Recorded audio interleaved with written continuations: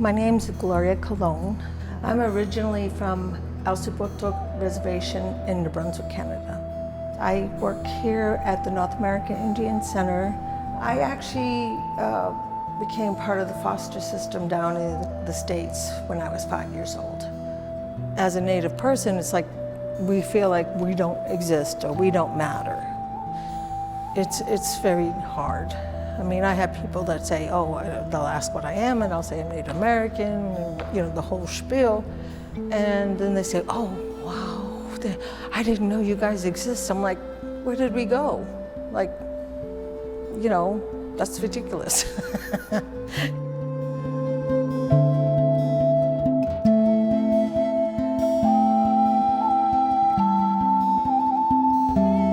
So all our numbers are way off, because we were all categorized as something else rather than what we were.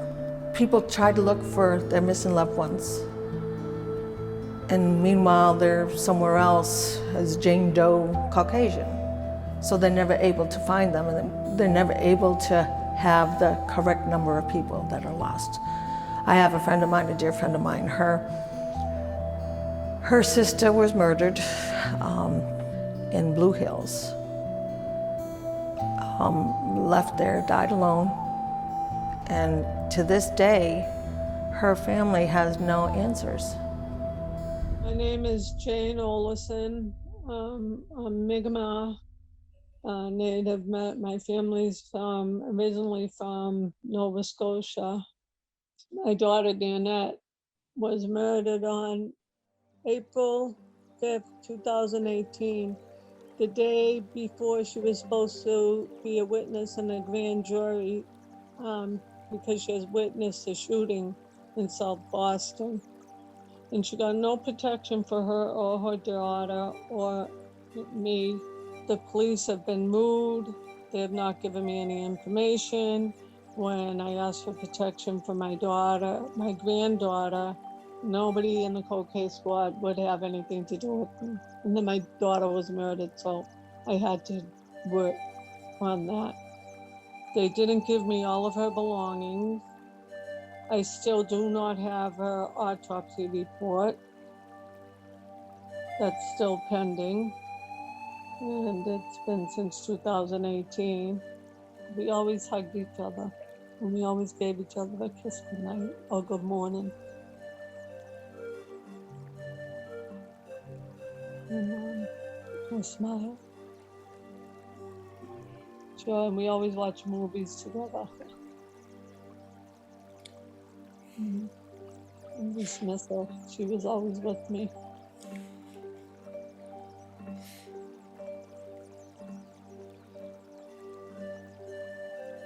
They think we're invisible. We just want to make things better for our people and make us stronger.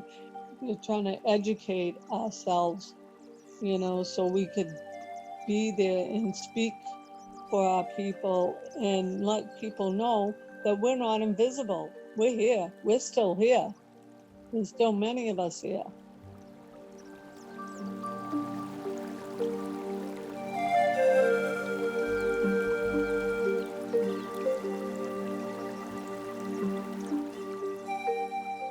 If you know somebody, then usually it's not reported or nothing happens to them.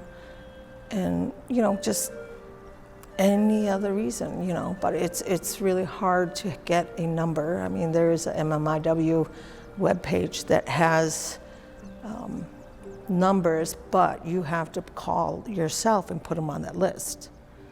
And so that's only one way we're trying to track Native, women or even men and children. There's a massive gap between the people who read the data and make policy and the people and the communities. And that's true for any community of color in Massachusetts. Now, picture a community that's actually people have a vested interest in invisibilizing that community. It's going to be even more difficult for them to have a seat at the table. The Northern Native tribes are beginning to organize something called the Northeast Native Network of Kinship and Healing. And their vision is to create an alert system across the tribes, right? All the way down the eastern seaboard. People can fund that. People can lobby for policy change, so liberate some federal money so that that kind of system can work. People can write grants. People can do fundraisers. So a lot of people are uneducated and they don't know that natives gave a lot. I mean, we've done so much for them. Why can't they just help us and help our elders? You know, because our elders are our history and our children are our future, you know, and they should learn more about our history and they should respect our culture. And as long as I have a breath in me, I will continue to do whatever I can for my daughter and anybody else.